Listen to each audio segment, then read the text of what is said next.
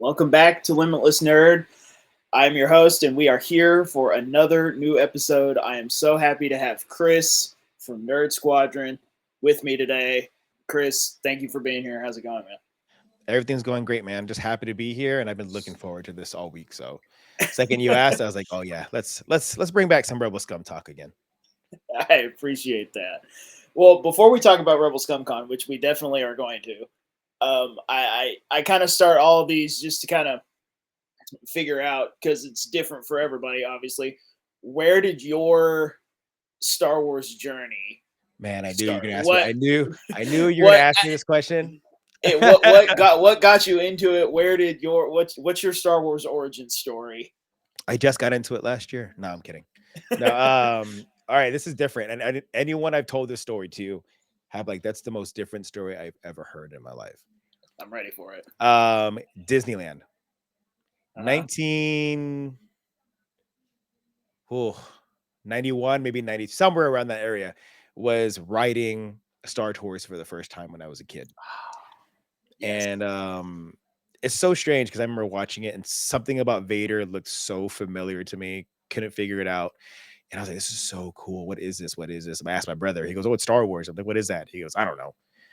And I grew up with six brothers, and I'm the nerd of the boys. There's one more, maybe a step up for me, but if it comes to anything else, like especially Star Wars, they call me. And Yeah. none of them knew what Star Wars was. I grew up with other sisters too, and none of them knew what it was. So I'm still stuck in limbo for a good amount of years until I saw the Phantom Menace in theaters, and I was just like, "This is so cool." There's got to be a connection between this and what I saw at Disneyland. There's got to be a connection. Couldn't figure it out. And then my cousin moved here, and he goes, "Oh yeah, that's Star Wars." I'm like, "Yeah, that thing. Yeah. So now what is that?" He goes, "Oh, I have all the original movies." I was like, "There's more."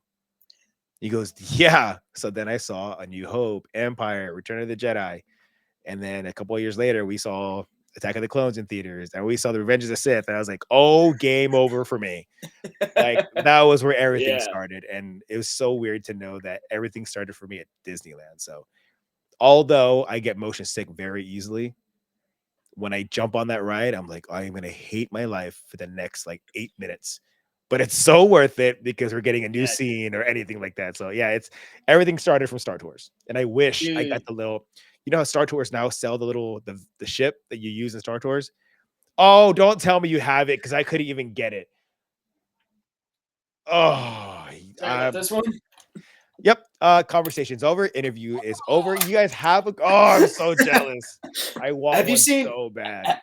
so have you seen the D23 one? The really big one? The really big one with the doors open there. I want it It has so the bad. screen in it that Yes. actually it's on the other side of the camera. No way, dude. I want one so bad, and I It's couldn't get one. I'll send you a video of it. It's You gotta so send it cool. because I've wanted one. Because in my mind, I have everything that I have within my collection, even if it's non-Star Wars related, reminds me of something. I have that personal attachment to, and so I don't have that, and that would totally I'll not tell you complete it, but it would make it like, oh, now it's really started. I'll tell you this because I'm actually really happy that you said that because Star Tours is one of those um it's one of my like niche obsessions with Star Wars. I love Star Tours. I love that ride. We could talk for the next hour just about Star Tours and nothing more. But yeah, I love the original version of Star. So Like do I. the one that they Yes, have now that's like changeable is cool, it's and I cool. understand I understand why they made it that way when they updated it. But man, something about the original version of it, I'm I never just gonna love so forget, like, when much. we go to hyperspace and it happens, you're just like, "Oh my god." I was like, "We're really going." In reality, things like tilt Yeah, something up or whatever, but, yeah. like, when you're a kid, it just felt like that, and I get so nauseous on there, I start sweating, and, like, I don't sweat on my face, it's all on my back. So I'm wearing a green shirt now, but when I get off the ride, the back is dark green. Because the entire time I'm suffering. I'm suffering. I I think a couple years ago, we did Disney, Star Wars night. And they're like, "Yeah, there's a new scene." And I'm like, "Oh," and all my friends like, "We gotta check it out." And I was like, "Oh, okay, yes, let's do it. I really want to see it, but let's do it." And I think we may have gotten Mando can't remember who we got. And as soon as that scene was over, I was like, okay, can we get off now? Like, is there a button we can press to get off? Because I Yeah. saw it. But yeah, it's Star Tours started it all, and I love it. Okay, so if you're a motion sick, does that mean you're not a fan of Rise of the Resistance? Okay, that I can do because that's only what 10 seconds of after the drop, although the drop is the best part of the ride. Yeah. I'm good with that. It's Smuggler's Run that I'm not doing so well Yeah. on. The entire ride, I don't want to say lack of terms, but dying. Yeah. Like, and I can't help it. I want to be the pilot. So that Of makes it course. worse. So I'm sitting there like That's the this, best. and I'm in front of it, and I'm just like, Being the pilot's the only way that ride's fun. that's it. And it says, The other one, you're just like hitting buttons on the yeah, wall you and just doing not the really doing anything. yeah. I was just, oh no, you gotta be a pilot. It's either I'm gonna be the pilot or I'm not writing it. Yeah. If I'm gonna It's suffer, I want to enjoy it. yeah, obviously. But yeah, I mean, Star Wars at the Disney parks is one of my it's one of the weird Star Wars things that I'm like super into. So it's actually really cool that you said that. Disney But night's the best yeah, is the best night to go. I want to. I want to. Currently, like I haven't bought nothing new because everything is going to building my Book of Boba Fett armor. Oh, All of it. I'm talking like oh, dude. I told my friend, I said, hey, listen, I want this to look 501st approved, but I can care less about being 501st. That's how good I want it to look. And so even just like the flight suit, the boots, the gloves, everything together was like $1,200. So everything is going into that, right? And if you have your own Mando armor, you can walk around Galaxy's Edge in your Mando armor. Like it's Please. the coolest thing. And my friend has his own Mando armor. He went a couple years ago, or was it last year? Maybe it's last year. And it was a clan of Mandos walking around. I was like, and you're like walking by like Kylo's ship, like you're by the Millennium Falcon, and you just see a bunch of Mandos walking by. You're like, that's so cool. You see people dressed up as Jedi. I was an Inquisitor that year, and I brought my double blade Inquisitor saber with me. And it was the coolest feeling. Like that's the one thing I recommend. It's so cool. I mean, isn't Galaxy's Edge I don't even care that it's set in the sequels. I don't care. Galaxy's Edge is so cool. Are you a sequels guy? Okay, I mean, sorry. That's the exact same reaction I was gonna have to us. I mean, okay, look, I'll tell you the truth. I'm the kind of guy where, to me, all Star Wars is good Star Wars. I don't believe there's such a thing as bad Star Wars. I can find something to enjoy in anything that Star Wars puts out. There's some of it I'm not the biggest fan of. There's some of it that I've watched that I probably wouldn't watch again. But I'm the kind of guy where I'm going to find something likable. And plus, here's how I see it. Because anything that Star Wars puts out, whether it's something that everybody loves, I can't even pick something that everybody universally loves. But if it's something that the vast majority of people don't like. Let's go with Mando season 2. I would say Yeah. a lot of people like Mando. The season 2 finale of Mando. There we go. Whether it's universally loved like season 2 of Mando or majority disliked the Acolyte or Boba Fett or whatever. Anything new that Star Wars puts out is the opportunity to create new Star Wars fans. And if there are more Star Wars fans, we can have more cool conversations like the one that we're having right now. Exactly. Period. And that's the cool thing about it is you have your OT guys who originally loved Star Wars, which I loved the OT as well. Yeah. And then fast forward 20 something years, and all of a sudden you get the prequels. Now you have a brand new generation of, at that time, I guess you could say kids, right? To watch those movies. And now those generation of kids is who we are now. And now we are the ones seeing the kids enjoying the sequels and all these new TV shows coming out. So it's a very cool feeling. Although there are some things I could disagree with, and things I'm like, I don't like the execution on that. at the end of the day, like you said, it brings more fans, and these new fans are now looking at old Star Wars films and old characters and saying, "Oh, that character is so cool." And it's like now they are in our shoes, but they're so spoiled because now they're getting so much. You know what I Yeah, mean? You got Disney Plus, you got Disneyland, you have the rides. Like we yeah, had a ride. Now they have rides. yeah. You know what I mean? So they're Not only spoiled, but rides, they but got it good. yeah, not only do they have rides that are constantly getting updated with brand new characters and stuff. Exactly. But, So like you know, they're in a good place. I'm happy for them. I'm jealous. I wish that was us, but I'm yeah. jealous. I'm happy for them. Yeah, I mean, you know, Star Wars as a fandom is known for being toxic, I was gonna say and that. there are a lot of people that I won't say a lot of people, but the sad part is the ones that are making it that way are a small few. They're just so loud, Yeah, that's true. you No, know, it's true. I totally agree with that.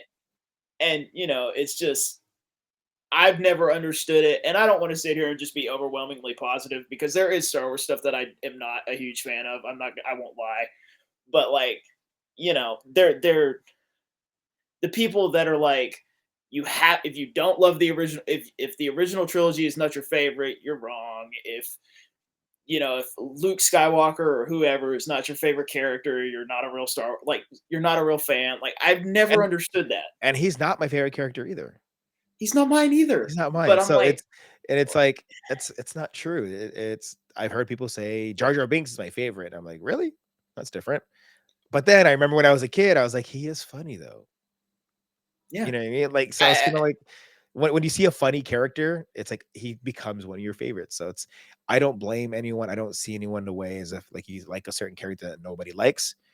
yeah, There is I'm not judging you whatsoever because at the end of the day, you're still loving enjoying Star Wars. And legit happy for you because as yeah, happy as you are right now is exactly how I felt in 1999 watching the Phantom Menace in theaters and absolutely, the joy I had and just like making the connection between Star Tours and that and the movie. I was thoroughly thrilled for myself. yeah, Now it's happening for other people, and I'm really happy for them to see that and go yeah. through that. I mean, if there, I don't care if there is something Star Wars that brings you joy. I don't care. I don't care what it is. It could be a Star Wars Happy Meal toy you got when you were 3. It can be a movie, a book. I don't care. Whatever it is. If there is something Star Wars that brings you joy, you are just as much a Star Wars fan as anybody else. Yeah. It's like Period. we may not agree on this part of Star Wars, but it's like, did you play Star Wars Jedi Fallen Order? I did. Did you like it? I did. So did I. Look, we have something in common. There you go. And I'm sure there's And more. yeah, I mean, it's just like, but my thing too is like, there's so many people, and this is not just Star Wars, this is just in the world in general. There's so many people that when they find somebody that has a different opinion than them, their goal automatically becomes, I must make this person have the same opinion as me. Yes. Yes. So If accurate. somebody says to me, Jar Jar is my favorite character, okay, cool. Why? Explain it to me. He's not mine, and you're probably not going. Whatever you say is probably not going to convince me to change my mind. But I heard somebody say one time, uh, Rose Tico was their favorite character, and I said why, and she went into this whole story about how you know Rose's Very random, by the relationship. way. Yeah, very random, genuinely disliked by the majority of people. But she went into this whole story about how, Rose's relationship with her sister and everything. And by the time she was done, I was like, I absolutely understand why that's your favorite character. It's like I like the different perspective, and I like what you did there. It's like, Yeah, hey, Jar Jar may not be my favorite character, but he is the skin I use on Fortnite for Darth Jar Jar. So yes, I do use him, right? Because he looks yeah, awesome. He may not be my favorite character, but I do use his skin in the game. So yeah. And I mean, and I was telling you a little bit of this before we started recording. I'm like, that's the whole reason why I have this show. I want to talk to cool people about Star Wars, whether we agree or disagree. It doesn't really matter. If we can sit here and have a cool conversation about Star Wars and why we both love it, for even if they're totally different reasons, then That's it. That's the entire reason that I'm doing this. And we have years and years worth of Star Wars that you may dislike one, but guess what? You're eventually gonna find some middle ground that you're both gonna enjoy. Exactly. Like, okay, I wasn't the fan of Acolyte. I don't like what they did in the show, but I freaking love the character Chimere. Freaking Exactly. love his character. I love Manny Jacinto. Me He was too. great in the show. I have a Me whole too. cosplay. I have a whole cosplay of Chimere. I have his lightsaber. Like, I love what they did with the character. I wish we could see more, but we're not. But I didn't like the show. But that I love his character. Like, have I that episode where he just went to town and eliminated everybody? I could tell you right now, I saw that episode so many times and just rewatched it and rewatched it. The shish kebab move, like I was like, oh, rewind. We're watching that again. Like, come on, man. Like, I can find something that I like out of it. Exactly. Exactly. So I want to talk to you a little bit about your content creation. Where did that start? Because obviously you've been a Star Wars fan for a long time. Where did the idea come from? I'm gonna start making content about it and kind of get to where your content is now. I've been wanting to do it for a long time. And I have a video I've got. You know what? I'll probably post it on my Instagram when I find it. I know I have it somewhere. I made it in 2008. I want to say 2008. I made it. And I told my friend, I was like, hey, I think I can do special effects with lightsabers. Let's choreograph something. Let's just do so, see if we can do it. And we did it. We learned it in a couple days. And it was like maybe a minute long, less than that, maybe. And then it took me close to 48 hours of editing to get the lightsabers like on the cover. And it was the plastic lightsabers too. And it took me like 48 hours to do it. But like literally not like 48 hours straight, but over the course of a week. And just working on it and working on it. I was like, oh, I can do it. Right. I added the sound effects, I did everything. And that was the first time I was just like, I really want to do something. And then skip almost 20 years later, back in 2021, maybe 2020, which is like, all right, I'm gonna do my first video. Let's just see how this goes. Let's see if I can do it. The idea was I'm not gonna show my face. Like, I don't want to show my face. I don't feel comfortable showing my face. I'm not good on camera. I don't like cameras being like, I don't like talking in front of a bunch of people. I get terrified. And Me so too. then, and then I did the first one. I was like, all right, let's try another one. I think the second lightsaber I ever did, I did show my face. And then I was just like, damn, that video was terrible. Like, I felt like it progressively got worse, And then I got a little bit more comfortable. And then like learning about lightsabers and the difference between each one and the technology that's in there. Then I got more familiar with things and it got easier and easier. And then I started moving on to like toys and helmets and just started doing hot toys, even though I have quite a few hot toys. I was like, oh, let's just try it. Let's see where it goes. And so either 2020 or 2021 was the year I was just like, all right, I'm going to do this. Let's see where it Yeah. goes.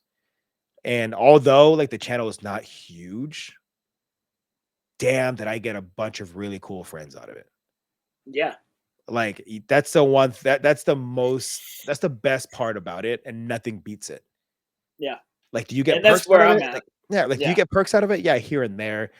Am I monetized on YouTube? Yes. Did I make a lot? Absolutely not. But that's what's worth more than money for me right now is the fact of all these people I've met and the cool experiences I've had along the way and the amount of traveling I've done for it. Like, oh, you can't beat that, dude. Like, you cannot beat the experiences and just and the friendships. You can't beat that. Like, there's nothing Yeah. compares to it. Yeah. And I mean, we'll get into it a little bit more in a few minutes, but like, or actually, you know what? We can jump around. We can talk about it now. That's how I felt at Rebel Scum Con this year because like Star Wars, Star Wars for me has always been I didn't grow up with a bunch of friends that were Star Wars fans, and my family they kind of they like showed it to me for the first time, but they're not huge fans of it. So Star Wars was kind of a personal thing for me. I didn't really have anybody to share it with on that level, And I've been collecting my entire life, and I've been a fan of it my entire life. But I didn't really have Star Wars friends. And then, I went to Rebel Scum Con this year, and I mean, I walked away from that. I don't. It sounds corny to say, but like that weekend changed a lot for me. Oh no, You know, trust me. you know what I mean? I feel the exact same way. Like the amount of people that, I mean, again, it created. Without that weekend, we would not be sitting here having this conversation. 100%. I mean, like, 100%. and that's been the case for every episode that I've put out so far of this show, and every episode that will continue to come out, because I'm using people that I met at Rebel Scum Con as guests on this show. So I mean, I walked away from it and I got home and I was like, I had all my autos and all that stuff that I got, and I was like, somebody had asked me like what my favorite souvenir from the weekend was, and I was like, it's this gigantic stack of pictures with my friends, That's the best part. with all of my new Best part. friends. I'm like, I got them all printed, and I was like, that's my favorite souvenir. And it's really not even close. Like, And it's crazy when you accumulate X amount of time at different conventions. And here's the thing is like, I'll go to these conventions, I'll have fun doing them, but I don't have as much fun if my friends aren't going to be there. yeah, You know what I mean? And so yeah, when they do go, we all meet up and we have a great time and we go out, we do something prior. Again, like you said, those photos that you have and those memories keep just stacking and stacking and stacking. And then you go back and go back to those photos. Oh man, that was 2 years ago already. Damn. Or that yeah, was, or it's been 3 months already. Like really? Like it's been that long? It feels like yeah. it feels like I just got home. Yeah, and I mean, now I'm looking forward to Rebel Scum Con next year, not only because I know the show will be awesome, because I know it will be, because I've been friends with Josh and Bobby for over a decade now, and so not only do I know the show will be awesome, I'll get to hang out with all my friends. That's the best part.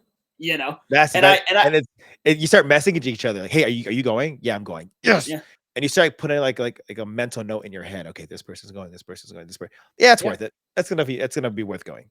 yeah, and I mean, it up until Rebel Scum Con this year, I just didn't have that. I was going to conventions by myself and going in, getting my autos, and I was having a good time. But it's just added that whole other level to it now. It literally takes it to a whole new level, and Yeah, it makes meeting up with people 10 times better, right? So yeah, like George, the hyperdrive, right? yeah, Love that guy, right? We finally met last year. Yeah, last year. God, when was that? Maybe last April, something like that. And no, last October, last October. And I was following him on Instagram and YouTube and kind of fanboying at the same kind time because it's like I love his videos, I love what he did with it. I was just like, man, like that's how I want mine to be, or something like that, something along those terms, you know. And so yeah, we met at it was in Nashville, we met each other. And I kind of walked up to him and I was just like, George, right? He goes, yeah, hyperdrive. And he goes, yeah, and kind of shook my hand and I said my name. He's like, oh yeah, I know exactly who you are, you know. And so yeah, that was the cool thing. And so then he invited me a few times in the hyperdrive, which is so much fun to do. And so when he hit me up, he's like, hey, you going to Rebel Scum Con? I was like, I am. He goes, me too. Like, oh, this is gonna be so much better. Like you get to see your yeah, friends that whether you saw them once or twice in a year or once or twice every 2 years, or whatever, you continue these relationships online. So yeah, once you see each other again in person, it's like no days have passed because you just yeah, spoke to them. That's the best part. yeah. And it's just like, shortly after Rebel Scum Con was when you were doing your streams for Fallen Yeah. Order, and I would, Oh man, that was I'd hop in and say what's up, and it's like you say, you don't see each other, but the relationship doesn't stop yep. Nope, it doesn't end at once all. it's there, and It you're a if hundred anything, percent gonna get. it keeps growing. Yeah, That's the best part. Yeah. yeah, and I mean, you're 100% gonna get a message from me like, "Hey, you going to Rebel Scum Con next year?" Oh, I'm You know, 100%. Yeah, I'm not missing that. I'm not missing that. yeah, I had so much fun at Rebel Scum, and the conveniency of it being in the hotel you're staying at. I was like, I'm gonna go drop this off in my room, or there's a bar across the street, or we're gonna go here. Like everyone's together, Yeah, you know, and it's a lot of fun, and I miss it. me But too. I don't have any money to spend right now. Neither so do I. so I've got to save some of it to really like Yeah, thoroughly enjoy myself next year. yeah, and I mean, and I like talking to people about Rebel Scum Con that were there because I mean, I'm local to Dallas. That con is 45 minutes away from my house. I crash at my aunt and uncle's house that's like 5 minutes down the street. Like, I know the guys that run that show. I've been friends with them for a long time. So I'm like, I feel like I'm a little flying too close to the sun when talking about that show. So it's nice to talk to other people and be like, well, what was that weekend like for you? Because I know what it was like for me because it gave me gave me Star Wars friends, which was something I just didn't know I needed. And so to me it was super impactful. So I like hearing what other people thought of it. And So it's really cool because I've had conversations with Josh in Kentucky. Never had a conversation with Dante prior, which is funny yeah, because him and I are both Filipino. So like we both kind of stood next to each other. People are like, "Are you guys related?" We're like, "No." I'm like, I'll take that I as a can see it. compliment. I'll take it as a compliment, but also like I know you looked at our eyes and thought we were the same. I was like, that's messed up. Now I'm like slightly offended, but I'm also like really proud of you for throwing it out there. But I ran into Kentucky. Actually, it's crazy. I ran into him in Japan Oh yeah, on the final day of celebration. I was walking out, and he was at the very bottom. We were talking, and that was the first like moment I had a chance to speak with the guys, and I was kind of like, "Damn, these are the guys who are running Rebel Scum."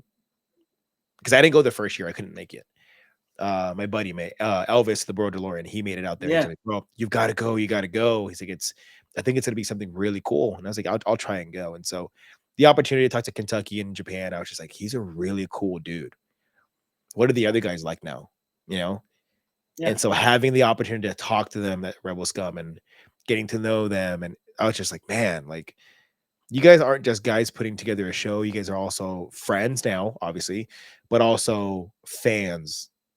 And so when you incorporate it into a show, you can see the love you have for Star Wars, and it shows in your show. Like you 100%. really see it. And that was them getting partnerships with people and making sure that the hotel was close and after parties and all this kind of stuff. Like we saw the love you had for it, and we can Yeah, see it, right? And that's what really makes us want to come back. I'm gonna clip that and send it to them because I know Mhm. they'll appreciate it. But yeah, I mean, it, it's a good transition actually because to me it's the which I've never been to one personally, but to me Rebel Scum Con is the best. It's the next best thing to Celebration, That's 100% true. and I've never been to a Celebration, so I wouldn't really know. But Celebrations a I lot is a lot to take in. It's a lot that's because you what I see hear. That's what everybody tells me. you walk in the main room, you're like, "Oh my god. Is that like?" I think in London, I was like, "Is that's a yep, that's a TIE fighter. Yeah, yeah, yeah. That's a life size. Holy crap. That Yeah, Chewbacca just walked right by me. Okay, that's a really good Chewbacca. That's a good Boba Fett. Damn, that's a really good Vader, you know? And it's very overwhelming. And you have friends who are attending it too, and just like, hey, where you at? Oh, I'm here. I'm here. No service. Can't reach out to nobody. And like maybe you'll find somebody here and there. And it was rare to find people. yeah, Luckily, a lot of us that were going to get all going, we met up prior and then we all went together. But like Rebel Scum, the fact that you still have moments where you're like, oh, that's cool. That's cool. That's a really good cosplay. Oh, that's it. Like the Lego builders that were in the back of the room. yeah, I was like, yeah, yeah, that's a good one. Like, damn, how long did you guys work on that? That's cool. Turn around the corner. Oh, hey, George. Turn around the corner. Oh, hey, Ricky. Oh, hey, Elvis. Like, you're literally running into each other. yeah, Say, oh, dude, did you see this booth? No, I didn't. Oh, let's go check it out. Go together. That was the part that was so yeah, cool. You get the Star Wars factor. You get that, oh, that's really cool. Like those moments, but you're also getting your friend moment. And so, like, yeah, everything you wanted out of Celebration, you're getting like at Rebel Scum. That was the coolest part. yeah. I And can't it's wait cool. for you And to it's experience the first one. I'm excited. And everybody I asked, because having Star Wars friends now, I can ask people, well, how was Celebration? And everybody's like, it's overwhelming. That's like the word that I've heard most, and it slightly scares me, but at the same time, I'm like, I'm setting my expectations for when I go to Celebration. I'm like, I'm not gonna try to do anything crazy. I'm not gonna. My main goal, if I end up getting to Celebration in 2027, Oh, you will. is to just enjoy it. Yeah, and If I don't get into a panel, that's fine. If I don't get that exclusive merch, all of that stuff, to me, I'm like, it is what it is. yeah, If I can like enjoy the experience and take it all in and just be a Star Wars fan for 4 days and hopefully see some of my friends, then I'll be satisfied. for me, like, okay, so Japan has been a place I've always wanted to go. And I didn't get enough souvenirs. I didn't get enough photos, right? And the reason, and it's actually not even a bad reason, I was so in awe of where I was at, where I was just like, Yeah, oh my gosh, that is amazing. Like, this is what I've wanted to come this, and it's just I'm taking mental photos, right? And I walk by something, I look at it, I'm like, oh, I gotta come back to that. I just keep walking because you're seeing everything. Then you realize at the end of the day, you're like, dang it, I never went back.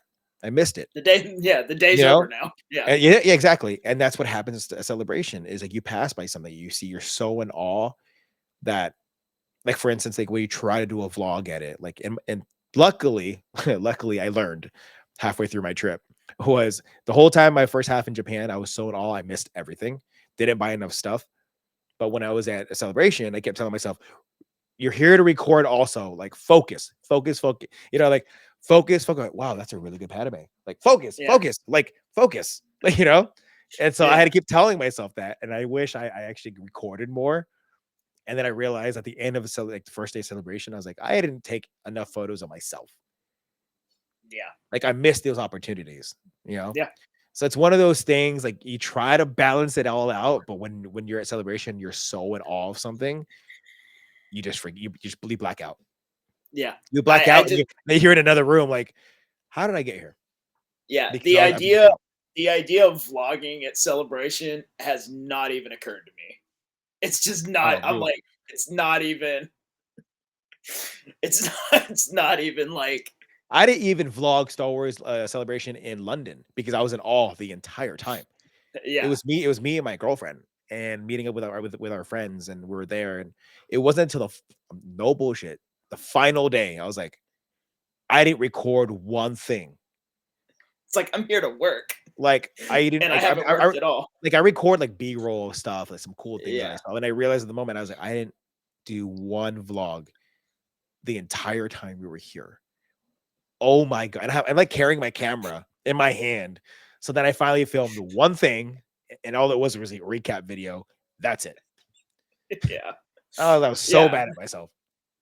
yeah. I mean, it since Celebration, I think is like a bucket list thing for anybody that's a fan of Star Wars. So I'm like, if if and when I get there, I'm as much as I would love to record a bunch of stuff, and as much as I would love that, I'm like, that experience is for me. You know what I It's mean? it's Like, it's that thing where you take those mental pictures and just never yeah, forget them, because yeah, now X amount of years later, you can revert back to your mind, you look at your and think to yourself like, "That was so cool." yeah, yeah, Like, I remember I was at the Ahsoka panel in Celebration. The extended trailer for the first time, seeing it for the first time, I was like, "Oh, get chills." Like, seeing it, and I was like, "Oh, it's so cool." Like, it's I was there for that, and it was so cool watching the show and then going back in my mind again a year before. Oh, we saw the trailer. Oh, I remember that scene that was in the trailer. Although you can now watch the trailer on YouTube, it doesn't beat seeing it for the first time. Like it yeah, just doesn't beat that. yeah. I'm super excited to try to go to LA in 2027. I just like I'm talking about Rebel Scum Con, just to see my friends, but also just it's different to experience a Star Wars thing with other Star Wars fans. Like I would go see the movies when they'd come out, but I was seeing them with people that had seen all the movies, but that was about as far as they went, you know? Yeah, but you still had to explain a couple things. Like, well, wait, who's that then? Like, Yeah, oh, you didn't see this movie, did you? No. Okay, yeah, so I'll tell you at the end yeah, of the movie because you're gonna ruin the movie for me. yeah, yeah. And I mean, Yeah, it's different to experience Star Wars with Star Wars fans, and yeah. I'm so just happy to have that now, you know, and th- this podcast is going to end up being nothing but me just being positive all the time, but I'm fine with that. But you know, just to share the Star Wars love. I mean, you know, but It's always fun hearing people's perspective of other things, especially if it's something that I don't want to say you don't like, just maybe like something you disagree with, right? Let's go with that. Something you disagree with, but then you hear a different perspective. You're like, huh, hmm, that makes a lot of sense. yeah, Now you see it. Now you have a different perspective of it. Like for instance, the only reasons I played Star Wars: Fallen Order or Survivor, which I haven't finished streaming that yet, which I really should. Um, the only reason why I started replaying it was my interview with Nashir Dalal at Rebel Scum, yeah, because he gave me a whole different perspective of his character Boda Kuna, and I listened to his different perspective. I was like, damn, you're right. I didn't even think about it like that. I And then love I that said, character. yeah, so do I. Now I actually love him more. I always root for the bad guy for some reason. And Me too. and it's just like listening to his story and listening to how like his character and I have a child of my own and hearing it and kind of like putting myself in that same perspective. I was like, I would have done the same thing. Like that was written so well, and the way he loved the character and how he described that character, I was just like, yeah, I got to play that game again. And I was like, I'm gonna play it. I'm gonna stream it. And then I realized, that wait, I can't stream it if I didn't stream Fallen Order. You know what I mean? Like, I mean, I don't have to, but I'm like, no, we're gonna do it. We're gonna play it again. So Yeah, it was a lot of fun. And so yeah, like listening different perspective of people's opinions, character, storylines, timelines makes you think differently. You may still not agree with it still, but I think the fact that you kind of change your perspective made a difference in yourself and how you feel about that character or timeline or story. yeah, 100%. So I want to ask you because your a lot of what you do on your channel is collecting. You know, you're talking about helmets and lightsabers and hot toys and everything like that. Do you have a favorite piece in your Damn, I collection? knew you were gonna ask me that question. Then you should have an answer, right? Oh,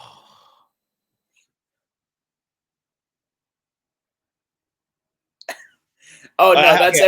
every I have time every two. time somebody asks me that, I'm going. I always have to like. Okay, we're gonna go with the oldest one I have, Okay, and probably one of the newest I've gotten within the past year or so. okay. Damn, do I want to go that far? Yeah, yeah, yeah. We'll do that. We'll do that. So the oldest one I have. Well, technically, that's not the oldest. Okay, oh, let me think. Dang, I gotta go back now. All right, so I kind of have two. I kind of have two of the oldest ones. And this I don't want to get all sad, but all right. So No, go ahead. It's okay. back when the Phantom Menace came out, I remember I saw it with my childhood best friend. And for my birthday, he bought me, well, I guess his mom bought it. It was a Lego pod racer, and it was Anakin's. Nice, Okay. nice. And so it had to be in 2000 when it happened, maybe 1999, like right after the movie came out. And then I ended up losing it. And so he ended up passing away, unfortunately. I think it was in 2020. Yeah, I think it was 2020. And I happened to go to Target, and I just walked in there, and they happened to have the newest release of that pod racer. And I was just like, something told me to buy it. So I bought it. And I have it. It's actually up here. So I have it here every day. But Yeah. that, and also I have the very first lightsaber that I ever bought, which was a master replica FX one that they were selling at Sharper Image at the mall for like $150, I think, at the time. And I Oh, bought wouldn't it that and be nice now? right. I bought it in 2008, maybe 2007. And I was working at Hollister for like $6 an hour, which was the worst. And it took me weeks to buy it because like taxes and gas, like and back in '08, which is expensive, which is still expensive now. And it broke some years later, and I kept it. And I found someone who could fix it and add like a new soundboard into it. And this was like 2020 or 2019. And I still have it in my collection. I keep it in the case. That's the one I'm never gonna sell. Yeah. And I've kept it. So that's the oldest lightsaber I have in the collection. But then I also have a James Earl Jones signature. Ooh. That's mounted on my wall in a plaque, and it's graded, and it has a picture of Vader from Empire Strikes Back. Oh, And it's funny, that's cool. it's funny. I just That's cool. rewatched it, The Sandlot, the other night, Yeah. and Yeah. seeing James Earl Jones. I was like, oh, it's Vader. That's one of my favorite movies. Yeah, it's I like, love that movie. God, I can't remember what like Babe Ruth's real name was, but was it Charles? I can't remember now. But he says his name. I was like, oh, that's Vader's voice. Like, you can't beat that. Like, you really can't. But that's Yeah. probably one of the newest I got in the past year was a James Earl Jones signature that I'm very happy Yeah. with. That's crazy. You have any other fun celeb auto stories? Surely you do. I know you've met quite a few cool people. Nasir Dalal was very cool. Yeah, Nasir was awesome. Nasir was dope. I have actually, he signed something for me. I have it somewhere. I haven't framed all of them yet. He signed something for me, and it was actually because I have Bode Akuna's lightsaber from the game. He has a picture of Bode holding it. It's a close shot. Meeting him was Manny Jacinto was awesome. Oh, I want to meet him. I want to meet him so bad. So, very, very humble guy. He loved the character. He enjoyed doing what he did with Chimere. I wish we could see more of him, man. Oh, I do so too. good. Even in animation, I'd love it. Yeah, especially since they confirmed that he was the one essentially who founded the Knights of Ren.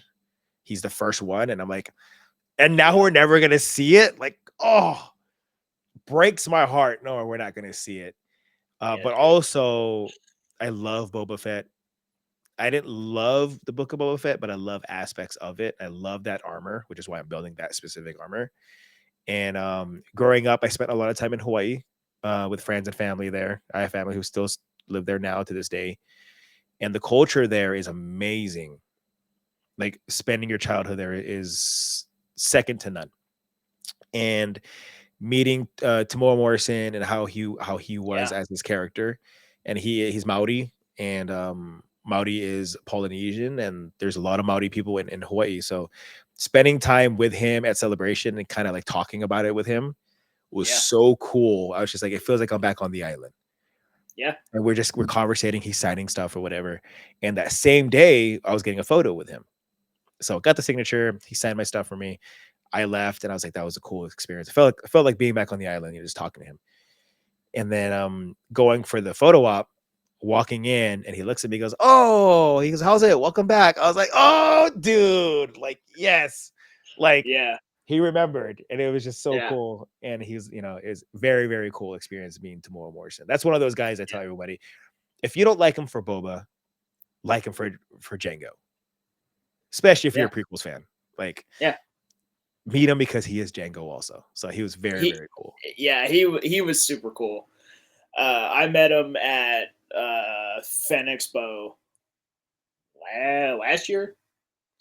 But he was super cool. And it's really cool. It's really cool when you meet an actor like that, and you know that they meet thousands of people, all the time, and to have them remember you is, I tell this story any opportunity I get just because it makes me smile. One of the best people about remembering interactions is Ashley Eckstein. I heard. I've never met her because it's just I see the lines. I'm like, damn it. I'll tell you this. I've met her 3 times, and every time I've seen her, she remembered. And it's not just, hey, I think I've met you. It's, hey, I met you at this event. We talked about this thing. That's so Like see, that's her where that memory is wild. it's one thing for them to remember you, but when they remember the conversations and where you were, they thoroughly love meeting their fans because they Yeah, remember everything. That's the best part. her memory is next level. It's bizarre. The one person I haven't met, haven't had the opportunity, Daniel Logan. I He is haven't met also him yet either. Boba Fett when you think about it, you know. But when you hear his stories of him and Tamora and how it was growing up and filming Attack of the Clones, and then what it was growing up doing these cons together, and he talks about he's like a father figure and how Yeah, he kind of brought him in. That's what they do on the island, man. Like that's yeah. how it is living there, and it's so normal doing that. So like having that aura and that energy coming from Tamora, I was just like, that was so worth it. Yeah. That was worth the Tomorrow, $100 I just spent. yeah. Tomorrow was great. I would love to meet him again. I would love to meet Manny. I would love to meet Daniel Logan. Like there's so many, like I've gotten to meet a lot of really cool people in Star Wars. But yeah, I mean there's still so many on the bucket Hayden, list. have you met Hayden yet? No. Oh man, he's that. You want to talk about aura, man? Damn! Like I walked in that room and I was like, I didn't say like, oh, it's Hayden. I said, yo, that's Anakin, dude. Like, like that's Anakin, and Yeah, uh, dude. got a chance to talk to him a little bit. And he's like, so where you from? I was like, Las Vegas. And he was just like, you came all the way to London. He's like, I always Yeah, do dude. like, and it's like all these other cons, He's like, I'm closer. And I'm like, I don't care. Like, this was a great opportunity to have you and Ewan together. Like, it was worth it. And so he was such a really cool dude. Like, a lot of these actors, man, like, they're just so cool to talk to. Yeah. And you see how they are in person. Hayden. Yeah, Hayden and Ewan are like at the top of the bucket list right now. Oh, dude, meeting both of them, I was like, speechless. I Yeah. was speechless. I was like, man, like, Revenge of the Sith, man. Oh, I'm always torn between Revenge of the Sith and Phantom Menace. When people say I see it. When people ask like, what's your favorite Star Wars movie, and I'm always stuck between the Phantom Menace and Revenge of the Sith, just because Phantom Menace was the very first one I saw in theaters, and Duel of the Fates, and seeing it as a kid, and I love music. I'm a movie person. I'm a music person, Yeah. and to this day, I don't think anyone in Star Wars will ever come up with a better song than Duel of the Fates. And so listening to the music and then seeing the action going on, I was just like, oh man, I'm feeling it right now. Like, this is awesome. And then they brought it back in Revenge of the Sith. I was like, oh crap. Like I was like, yeah, you just made that scene so much cooler. Like, Yeah. both are awesome, and I thoroughly just enjoy watch. I'll rewatch those movies every year. Yeah. Or once a week, whatever. I'll play it in the background. As I'm Yeah. setting up to film a video, like I have to set up all my lights every single time. I'll throw Star Wars on there. I'll throw on Revenge of the Sith just to listen to it. I mean, my And my like display setup has a TV sitting in the middle oh, of I didn't it, even notice it until now. and half the time, like if I'm just sitting at the desk, I'll just have it won't even have any sound. It'll just be on, and it'll be playing, whatever I am feeling for the day.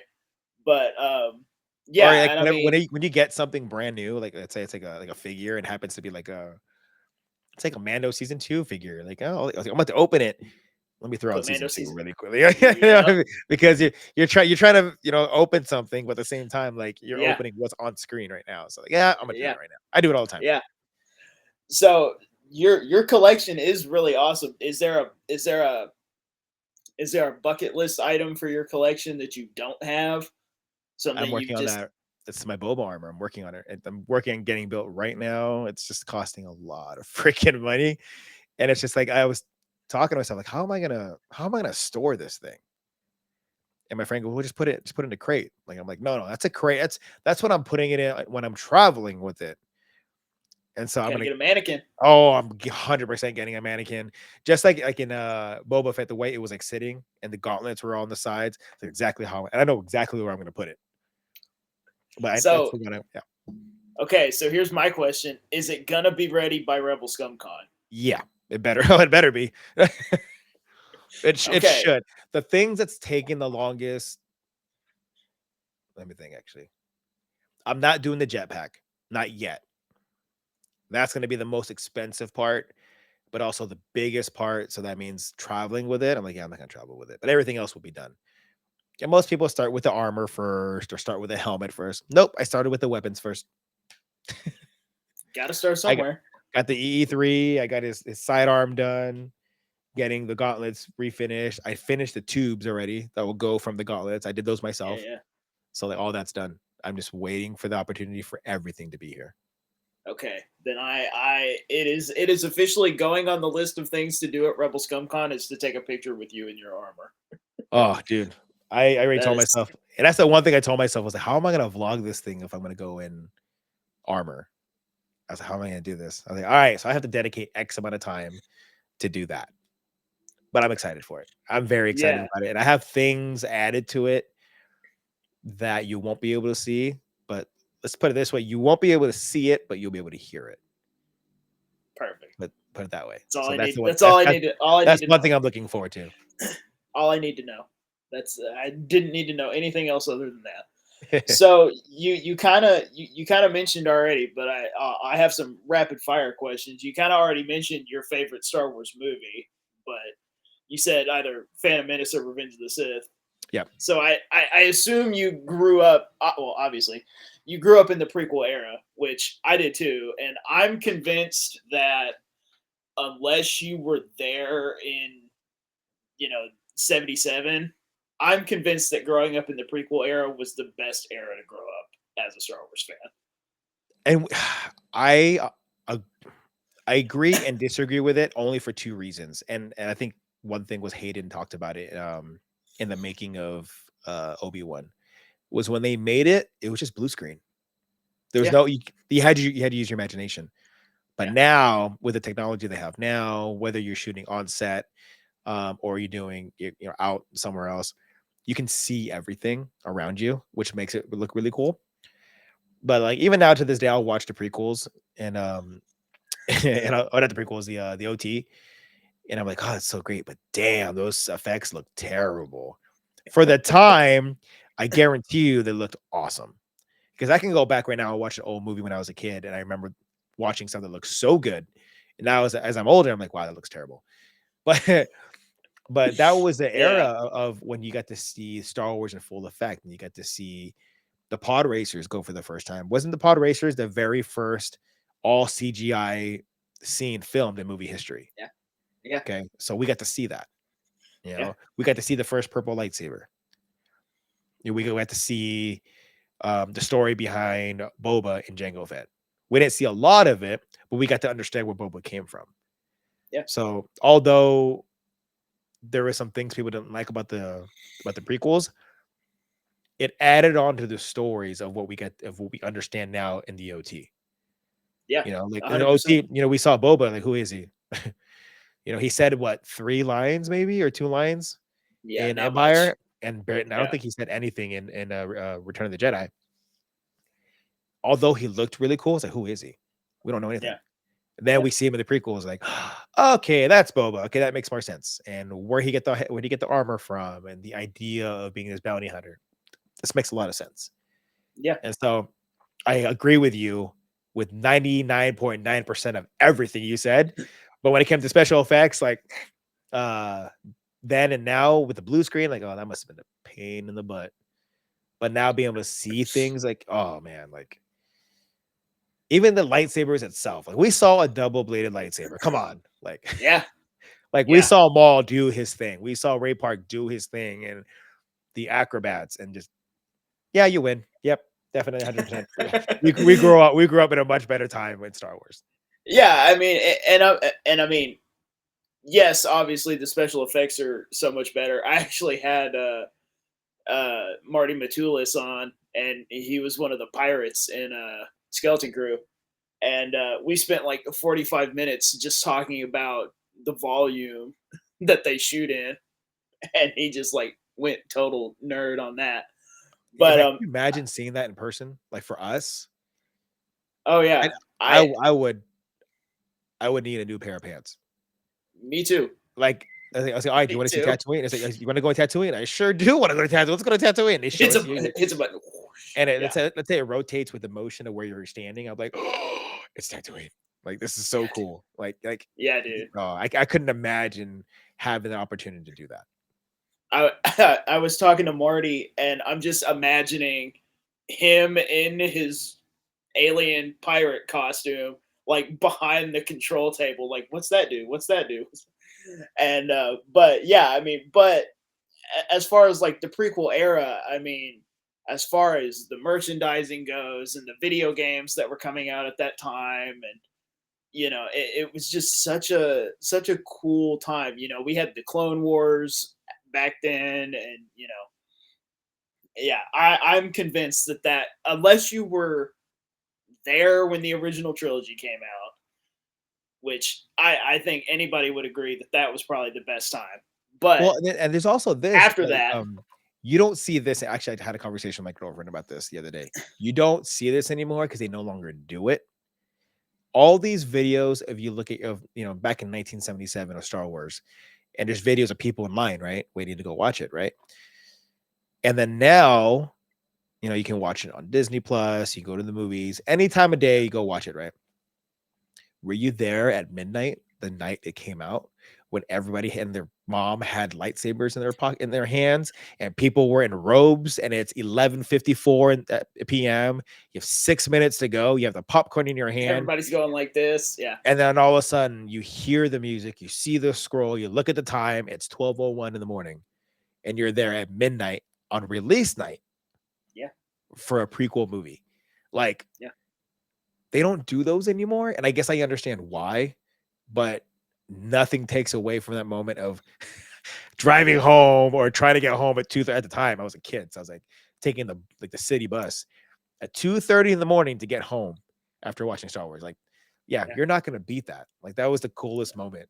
Like, you think it was cool listening to the scroll and then like everyone's cheering. Try that at 12:01 in the morning when it's the first release. Yeah, you're not going to beat that. And it's funny because they're playing the movie more than once. Like 4 theaters are playing it. Yeah. Oh, and yeah. you can hear the vibrations of people cheering. Yeah, you're not going to beat that energy. And it's funny because when Force Awakens was getting ready to come out, I was like, I had a couple friends that were like, "Are you going to go see it?" Obviously, and I'm like, "Yeah, I'm going at midnight on Thursday." And they were like, "Why? Why would you do that?" I'm like, you don't get and it. I'm like, "It's the yeah," and I'm like, "It's the first time Star Wars has been in a theater in 10 years." They're like, their response is probably like, "But why would you do that?" And my response is, "Why wouldn't you do that?" Like, exactly, you know what I mean? exactly. It's like, don't you work in the morning? Yeah, but it's gonna be worth it. I promise. Yeah, yeah. And I'll say The Force Awakens is my favorite out of the prequels or sequels. I'll say that. Yeah, So it's in my mine. mind, It's mine too. In my mind, I'd be like, it's worth it. Now, if I Yeah. said that for like, either of the other ones, Say it, Chris. like if I said for The Last Jedi, I'd be pissed. I mean, I'd be at work in the morning, just like, did you watch it? Yeah. Was it worth it? Absolutely not. I'm so tired. I just want to go home and sleep. Yeah.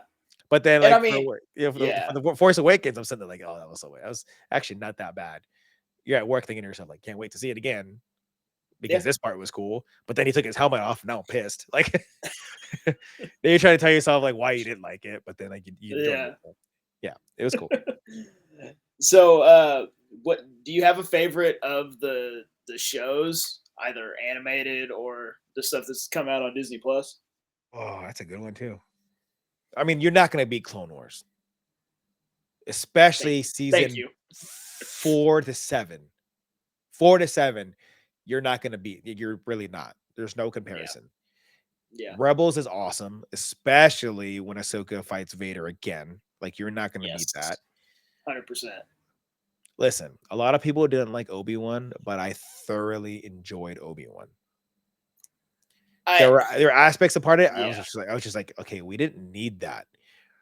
But seeing Obi-Wan, seeing Anakin's eyes for the first time in X amount of years again, and apologizing to him and saying that it was his fault, and hearing him say, "I didn't kill," and you didn't kill Anakin, I did. I was just like, oh, like I got chills again. Like, I needed that. I needed Yeah. that to give me that bridge between episode 3 and 4. I needed that. That completed that transition of Anakin's not here anymore. Like he's gone. Yeah. Now all you have is Vader now, right? That gave me that. Oh, I was like, oh, I'm satisfied. Yeah, but the rest of the show wasn't that great. I don't care. That was awesome. Yeah. Like you're not, you My can't beat that. my thing with the Kenobi show, which I actually thoroughly enjoyed it. I I I think it should have been a movie, Agreed.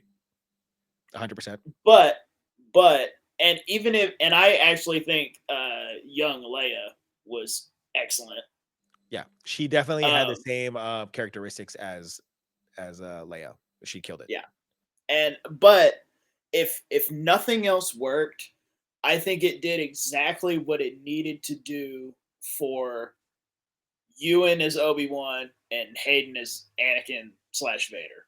I Did think you if it watch? did nothing else right, Did it you did watch that right. the Patterson cut? I have seen it. I no. The Watch it. short answer is no. It will change your perspective of the show. It makes it a lot better. The Okay. Ahsoka series also makes it better. The Kai Patterson of Boba Fett actually makes it a lot better because they changed the timing of the show. So do you remember in Boba Fett how it kept jumping back from the past and the forward and the past and the forward? Yeah, we're not doing that. They have a whole 2 hours of just the past of him Yeah. coming out of the Sarlacc pit, being found by the Tusken Raiders, his time with the Tusken Raiders. Um, all that segment is within a 2 hour time frame, like a movie. And then Yeah. you watch the second part, and now he's Boba Fett again and trying to take over, Tatooine and everything else. And it's much better. They took away a lot of the stuff, like, oh, that didn't need to be there, you Yeah. know. But even like for Obi-Wan, like I'll say this about Obi-Wan, when they're chasing Leia through the forest, I was like, we can literally take that whole part out of the whole show and it still makes sense. And then it did that. They took out about like Yeah. 90% of that whole scene and it still works. Yeah. Yeah. I mean, and that's the cool thing about the Star Wars community too. Even if something is like there's enough good in everything that even if it takes somebody making a fan edit of it, that's still acknowledging that there is enough good there, Yes. enough enjoyable stuff to make the show watchable. That's actually a great way of looking at it because if you can't do a fan edit to change things around, I mean, the show wasn't good enough. You know what I Yeah. mean? But if you can, and that means you, like I said, you pull all the great stuff out of it. That's actually a great way of looking at And it. there's been a fan edit of almost every single one of these shows, Except for the Acolyte. except for the Acolyte, because it had Chimere, and the rest of it was All I, just all I have to okay. do is watch one episode, and I enjoyed just that one episode. Yeah, you watch the episode that's like 10% dialogue and about 90% Yes, combat. and him just going ham and just shish kebabbing people and doing a nice Yeah, little 3 piece. Yep, that's totally worth it. But when it comes down to it, yeah, nothing beats the lore of Clone Wars. And the one thing I loved about Clone Wars was um it gave me prequel and OT vibes in a way. And the reason why I say that is you take the OT and then you take the foundation of the OT to create the prequels, right? Take the prequel story, and the prequel now makes sense to what you get in the OT, right? And now look at the Clone Wars and see what it did and the characters that we got out of the Clone Wars. And now that has now evolved into the Ahsoka series. It evolved to the Mandalorian. You know what I mean? Like it yeah. evolved into something. So it created this foundation in Star Wars that now we have what we have now in Star Wars because of Clone Wars. I We're I'm getting a Darth Maul show. yeah, We wouldn't be getting that if we didn't have Clone Wars. And 100%. it gave us that foundation. That's the cool part about it. So think that's what gives Clone Wars makes it the best show because without Clone Wars, we wouldn't have what we have now and all the shows that Disney's came out with. Yeah, and I mean, the thing I love about Clone Wars is, um, it still is about the prequel characters, you know, Anakin, Obi-Wan, Padme, Yoda, Mace Windu, whoever, Grievous, Dooku, but it introduced new characters that like Anakin and Obi-Wan are not in every episode of that show. But who I is? would argue Ahsoka is. I would I would argue that Anakin and Obi-Wan are probably not even in half of the episodes of that show. Yeah. I'd have to look, you know, but I believe that they need to take that Clone Wars format where sometimes it's the characters from the films and sometimes it's new characters, sometimes it's this thing over here or that, but it's all still clearly one show. I think they need to take that format. I think we need an original trilogy era show with that format, and I think we need a sequel era show with that format. See With you know, sometimes it's Rey and Kylo and Poe and Finn and whoever, but sometimes it's not. And I think that would lessen that. I think that would lighten up the hate on the sequels a lot more than people think it would. And I think that it's actually a great idea, but the hard part about it is when you call something Ahsoka, but you have Sabine and As arguably the main character. You know what I'm saying? That's the Yeah. hard part. Or you have like Obi-Wan, and then Reva is the person who you're seeing in every More. single episode. And it's just kind of like I think that's where people get frustrated. It's like, why are you gonna call it this when you're showing other characters? You have That's the hard Boba part. Fett, and he's not even in 2 episodes Exactly. of his own show. You took him completely out. But I think when it comes to your idea, that's where Andor succeeded. Because you're calling it Andor, but you're having various characters and different plots and timeline plots going on within this show that eventually you take plot number 1, plot number 2, plot number 3, but they all merge into one, and that's where everything connects. That's where I think Andor succeeded so well, because we know the timeline where Andor is taking place. We know where Andor is going to lead to Rogue One. Phenomenal movie, by the way. Probably one of my favorite, actually, my favorite Star Wars movie that Disney has ever made. Project, actually, in general. But that's where they succeeded, is the exact same idea you had is what they did, and they succeeded in it. But once you throw in a show, name it something about a specific character, but they're not in it, that's where everyone's going to start talking crap about it. And it's funny because a lot of people talked crap about season 3 of Mando because Mando was arguably not the main character at that point. Nope. It was nope.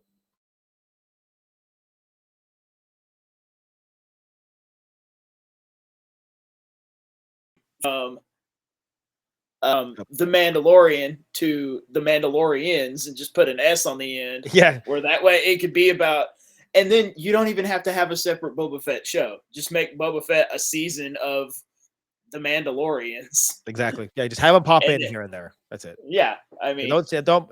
That's why it's funny how they say the movie Mandalorian and Grogu, because it's like, yeah, all right, let's name it Mandalorian and Grogu because they're both going to be in the movie. We can't just call it Mandalorian because we have to throw them in there too. Yeah, I mean, I've never loved the idea of naming a show or movie just the name of one of the characters. I've never, been a huge fan of that, but like, it is what it is. I'm here for that. I assume I think I can probably guess the answer, but who's your favorite Star Wars character? Oh, okay. So this is where it's tough because I have a favorite character who's a Force user, and then I have a favorite character who is not a Force user. And this is where I'm kind of cheating though, because Vader is still Anakin. Yes. At the end of the day, it's still Anakin. So that's my favorite.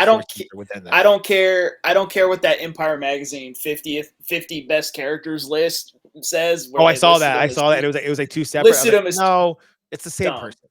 It's the same person. If you take off the helmet, it's Anakin still. But but if I had to choose between both, it's Vader. Like if you had told me no, you have to separate it, Vader. Sure. Not. I mean, Rogue One Vader. Come on, like. I have beef with that scene. I have beef with it because he's using the wrong lightsaber. I have beef with it because you mean to tell me that he's doing all that awesome stuff in that hallway, killing all those rebels, and then 24 hours later, he's fencing Obi-Wan like an old Yeah, geezer. he's I Like know. that's my problem. That's the hard part about bringing Makes no modern sense. technology and modern like visual effects and modern from a cinematography, and then like comparing it to like 1977. It's like, damn, you guys kind of shot yourself in the foot.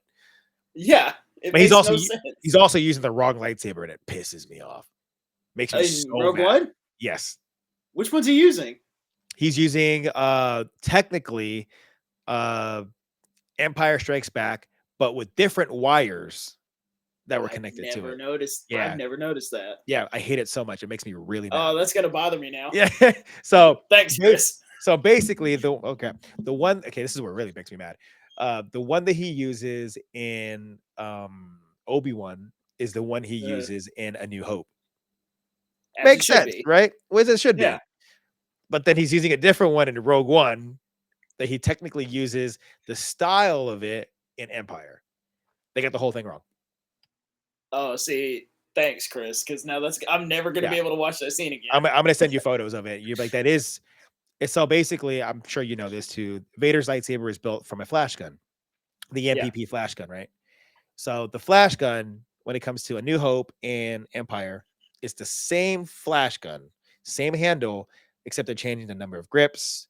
They're changing the lever that's on the side, which I have one yeah, here. They change the lever. The bubble strip's there, but under the bubble strip is a different card. Um, for instance, like, okay, the way actually I don't have a New Hope one. I've been trying to buy one, and I keep buying other stuff. Um, it's the grip. So the one that like Anakin uses in Attack of the Clones, there's mhm, a grip. There's a nice little gap. Then there's the card, and then the rest of the saber, right? But in Empire, the grips go all the way up to where the card goes. It goes all the way up. So that's how you kind of tell between the difference of both. But also the wires are there. So in A New Hope, there is no wires. So technically, he should be using the one he did in Obi-Wan, no wires. Okay, shorter grips. The lever, there's an actual lever there, and so he should be using that one in Rogue One, and he's not. He's using a very similar configuration to what he does in Empire, just a change of colors of wires and other couple of stuff. But oh, they ruined it. I was so mad. Oh, when I saw it, I was just like, you uh, literally just crapped on this. As great as that scene is, they messed it up with that one little part because Vader is I my love favorite it. character in that scene. But other than that, I love Boba it. Fett. Boba Fett is my non-force user. I love it. Actually, I I'm wearing a love it. shirt. I'm actually wearing a shirt right now. See, love Boba I Fett. love it. I love his I character. love it. Um, we talked about it a little bit earlier. Helmets and lightsabers are both really big things for you and your collection. What's your what's your Mount Rushmore of sabers? Oh damn. And then another additional Mount Rushmore of helmets. So if we're doing Mount Rushmore, are we limiting it to 4? Exactly what Mount Rushmore is. Uh, you can do top five if you just really want Okay, we'll do 5. to. I'll be nice and say you can do top five for lightsabers and helmets. Okay, so 1, I'm biased. It's gonna be Vader. I don't care what anybody says. Wait, if I say Obi-Wan, is it only Obi-Wan from like episode 3 or any of his together? Uh, I'm gonna be mean and say you have to pick one. Oh, okay. Obi-Wan from Revenge of the Sith, because I can cheat because the one he uses in Obi-Wan, the series, is very similar, except for the emitter is different. So I'll go Obi-Wan. Oh, Maul. You got to put Maul in there. The double First time, blade. first time you ever see a double blade lightsaber, it's Maul. Yeah, dude. Love it. Mace Windu. You gotta throw Mace Windu in there. Okay. It's not. It's all that gold, all that bling. Yeah, that fits Mace Windu perfectly. Like you can't take that from him. Fantastic. Love it. Not gonna say Kylo Ren. I remember the first time I saw it, I'm like, really? Why would you do that? And then now I have it. Um. Mm, Oh yeah, yeah. Star Killer. perfect. You're not. You're not. That's the first time we saw an exposed Kyber crystal. You're not taking that away from me. Love Yeah, it. Star Killer. Love it. Helmets. I'm gonna cheat again. Boba Fett. Boba Fett. It's not. It's not cheating. It's not cheating at all. Boba. Vader. Mando. Oh, Boba and Mando. Yeah. The only reason why I'm saying that is Mando did create what we have in Star Wars now. Does that make it? Because of Mando, I put it this way: we wouldn't have Boba back if we didn't have Mando back, or Mando introduced to us back in what 2020, right when it first came out. Yeah. So Boba, Vader, Mando.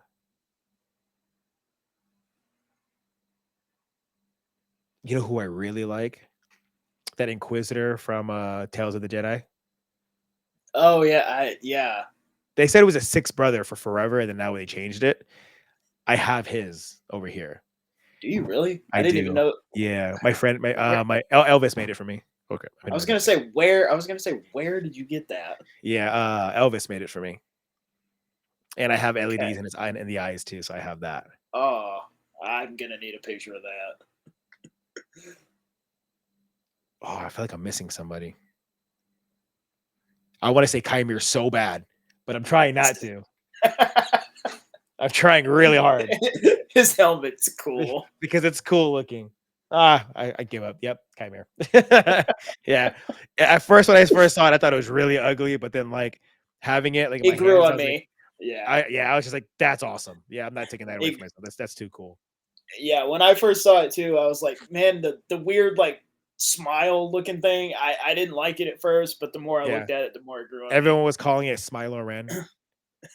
Yeah. Actually, this is it right here. That's the brother. Oh, dude, And I actually put up cosplay for it together, actually, too. Yeah, I don't know if you can see that. that's wild. Oh, dude, Yeah. that's I put that cool. together. Yeah. I've never seen somebody else with that helmet. I just thought he was awesome. I so unfortunate he died so fast.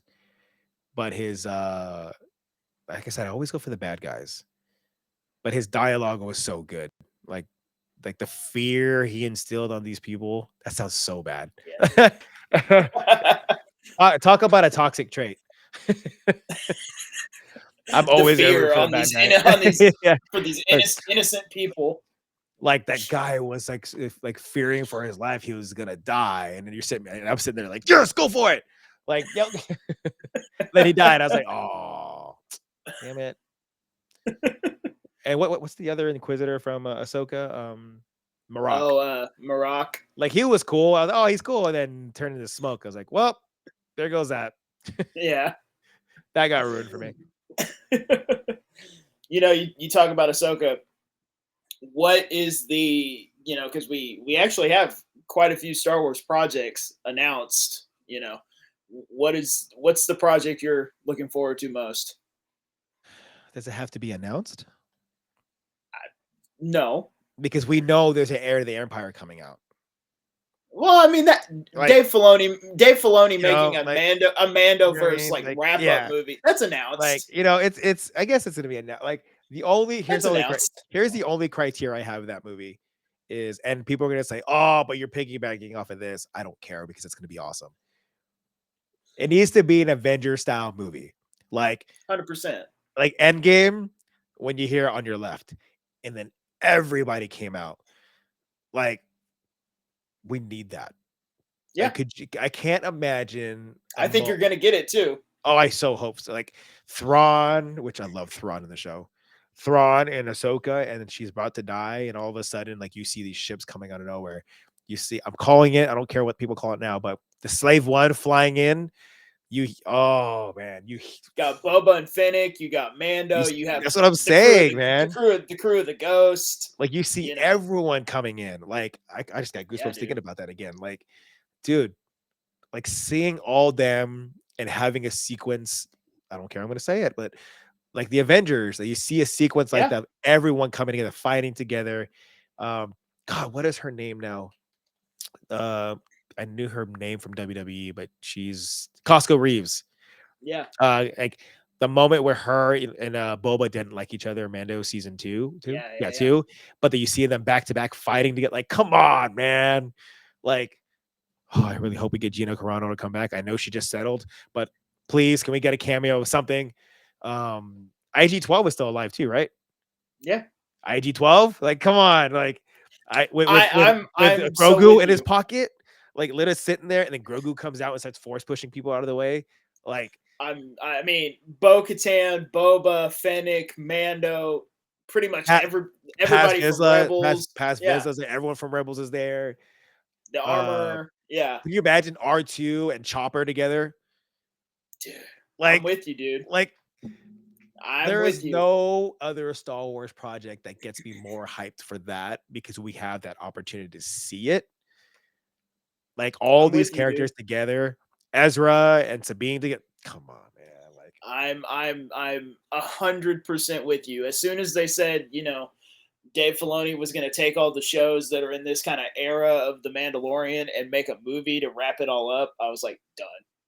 I think when that movie happens, I'm not gonna say if because it's going to happen. I think that's what get the death of Ahsoka. Uh, hmm.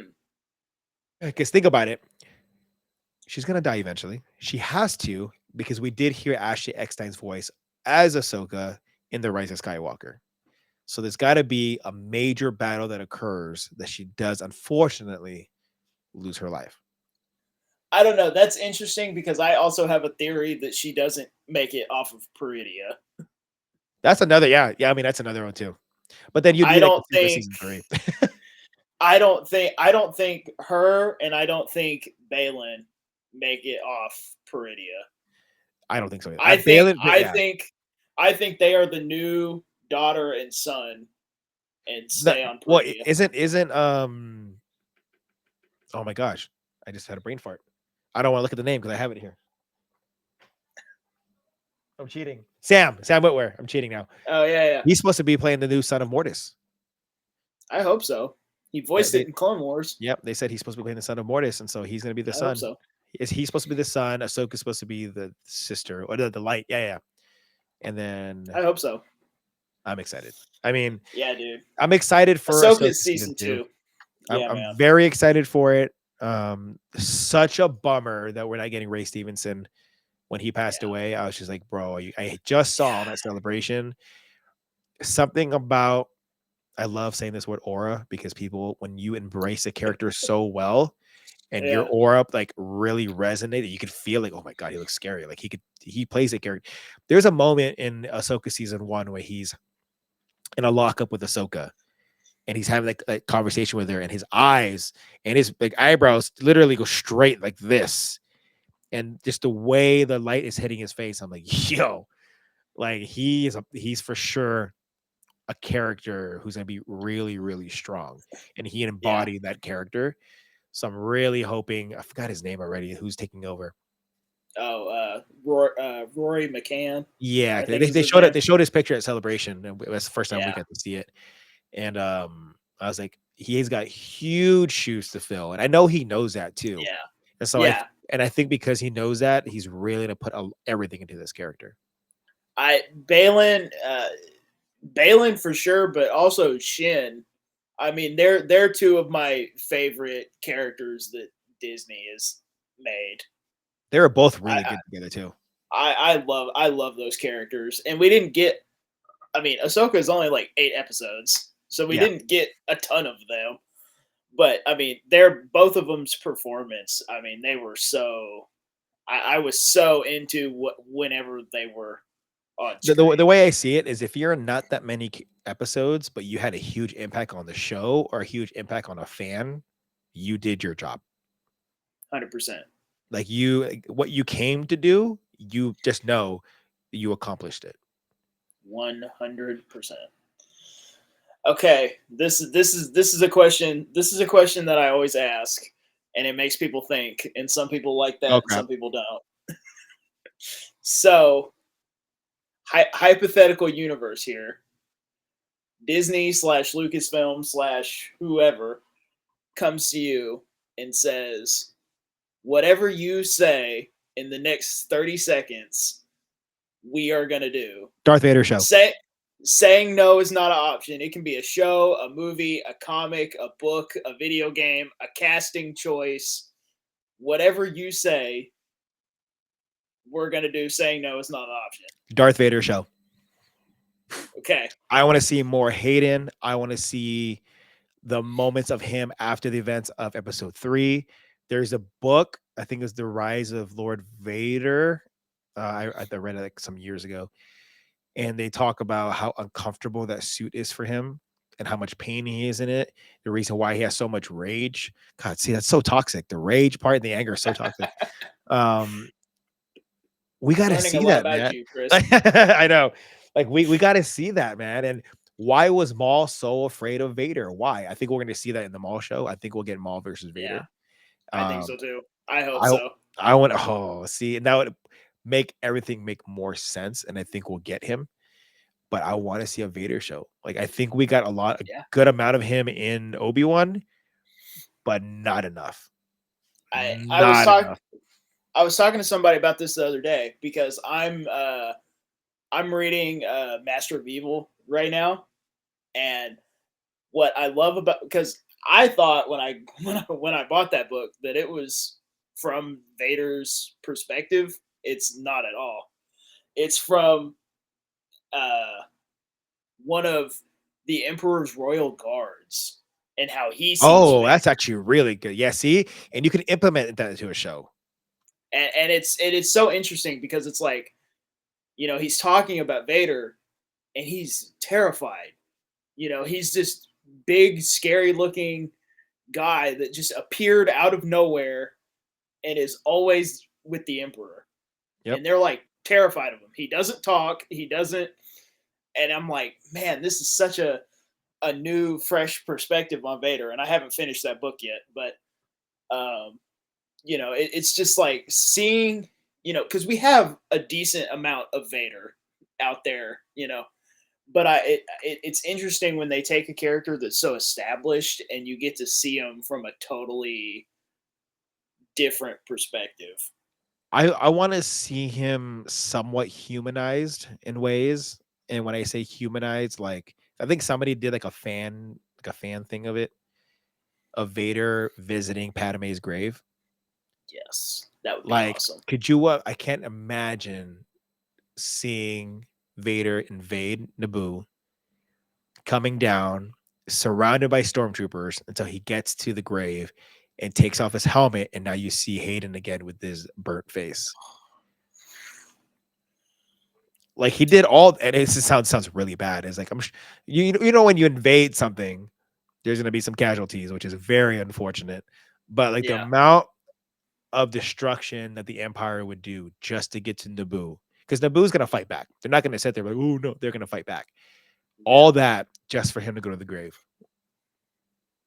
And this has to take place sometime after episode 3. Yeah. Right. So it's gonna be Hayden's face. That's crazy. Like, could you just? I can just imagine the people of Naboo, and then you hear, and you look up, and there's a Star Destroyer, and then you see the TIE fighters coming out.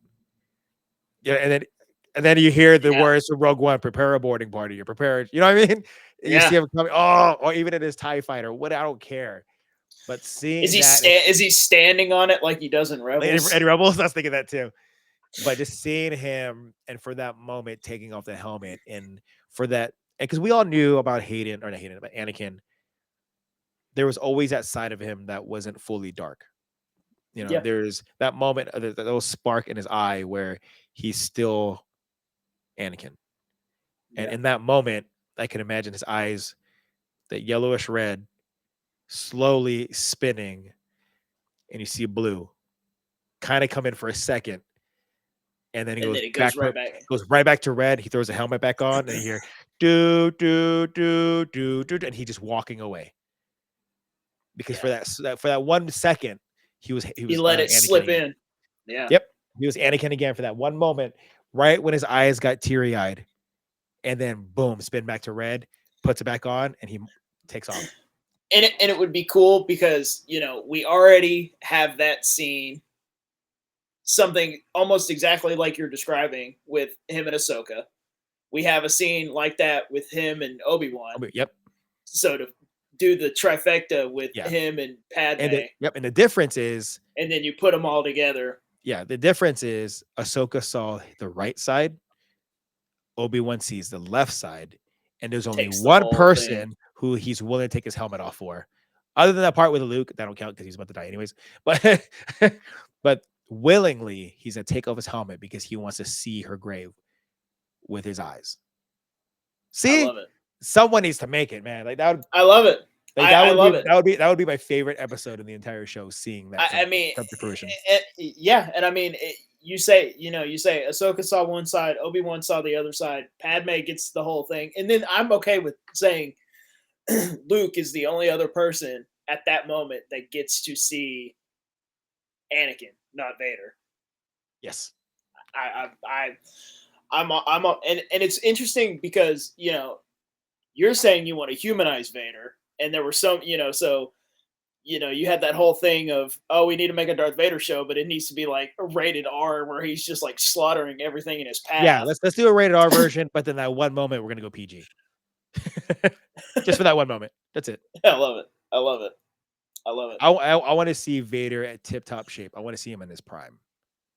Yeah. What made him so, because he was feared throughout the entire galaxy.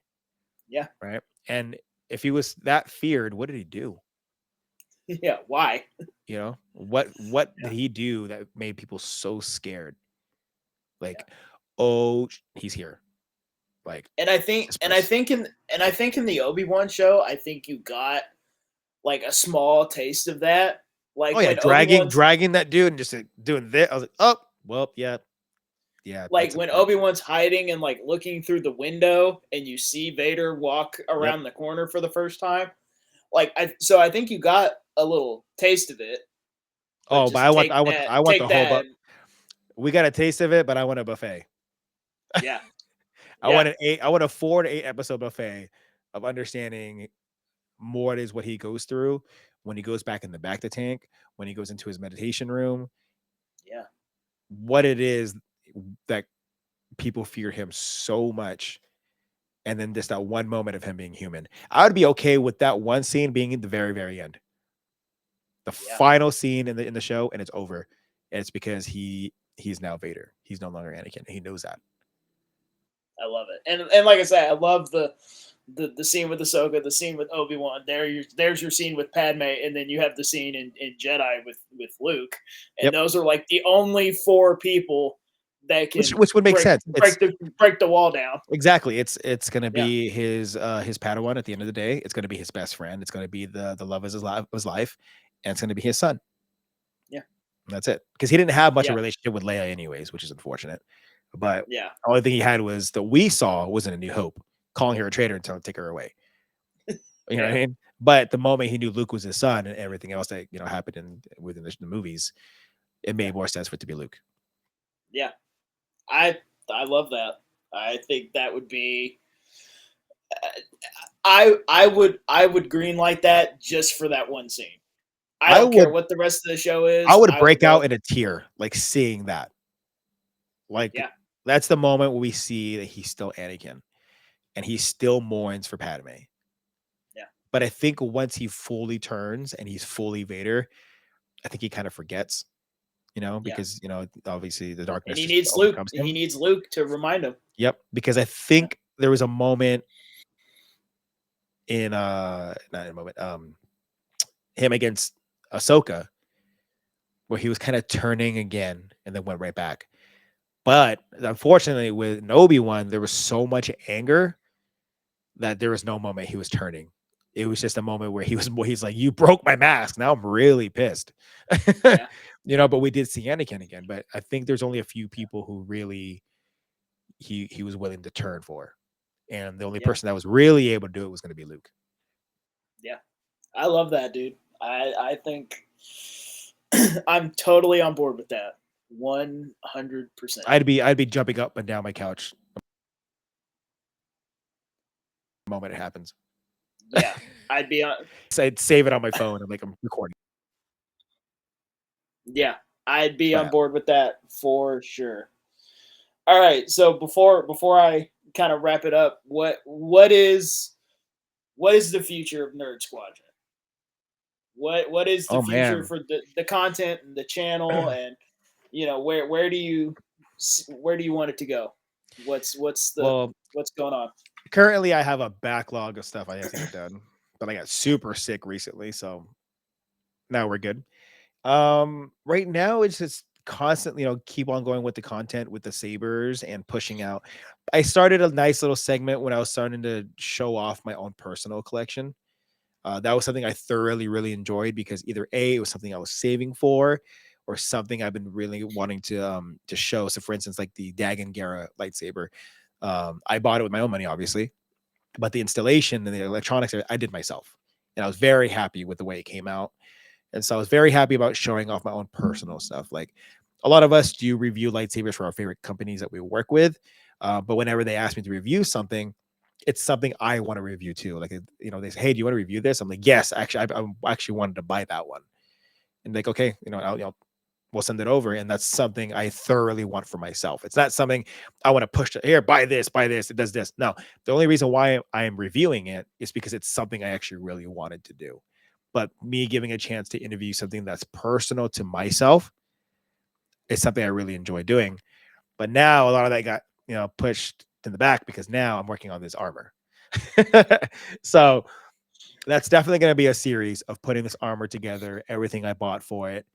And definitely once it's done, you'll see a lot of content on Instagram and TikTok once it's done. Maybe even with me working out in the gym in a Boba armor.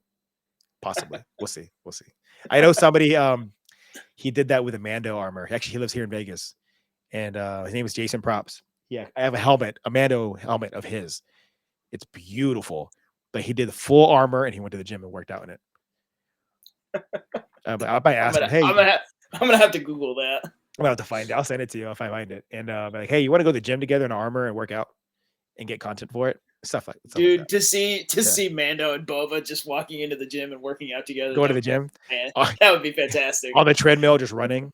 Like that would be so great. I wouldn't do pull up. I like picture it. I'll try to do a pull up like that. I don't know if I can, but with all that armor, no. At Rebel Scum, I was actually really proud of myself. I think I did 11 at that Marine booth. I think I did 11. Oh yeah, but I think full armored out 3. I found it really funny. Yeah, I found it really funny that there was a booth of Marines at this like Comic-Con with a bunch of like sweaty nerds. And I'm glad they were there because I kind of sat there. I was like, can I even do anything right now? And I was like, let's try it. And I was really proud that I got 11 off. I was pretty proud of it. Upset. I'm one of those people that I hate ending on odd numbers. And so like the fact that I hit 11, not 12 really upset me. I walked away like, damn. But right now, definitely look forward to more videos. Definitely this progress of putting together this armor, which is getting expensive, very, very expensive. But I'm very excited to see it come to fruition. And hopefully some more live streams. I do a podcast with my buddy Gian EV. We do it every other week. So definitely, hopefully enjoyable content that people will like. Yeah. Yeah, man. And just so I don't butcher it, it's at Nerd Squadron on Instagram, TikTok, YouTube. Everything. All the same ones. I think Instagram, because Instagram's weird. I had to put nerd and underscore twice for some stupid reason. It wouldn't let me do one or just like without it because it was already taken. I was like, oh. So it was like nerd underscore all together and then squadron. Yeah. That was me because I was Limitless underscore nerd on Instagram. And then when I went to try to do it on TikTok, I had to do Limitless underscore nerd 1. See, I didn't want to do the 1. That was the thing. It said, well, nerd underscore squadron 1 is available. I'm like, no, we're not doing that. And so I was like, nerd underscore, and it worked. I was like, thank God, because I wasn't going to do 3 of them. Yeah. I got so mad when I went to TikTok and I was like, man, somebody already took my name. But I was just, and then I almost wanted to like search on Instagram. Like, all right, where's this Nerd Squadron at? Because I want that name. Delete it. Change it. Yeah. Change it so I can use it. That's great. Chris, thank you so much for coming on and hanging out. I know we've been talking about it for a while, so I'm glad we finally got to do it. Everybody, go follow Chris if you're not already. Everything of his will be in the description of this video, so hopefully just go down there and you'll find everything you need. Hopefully I will see you at Rebel Scum Con No, you in won't. your armor. In your armor. That's I hope. I hope. Hopefully we can hang out in 2027 at Celebration. Definitely. Yeah, I mean, I got more episodes coming, so everybody just stay tuned. And until then, may the force be with you.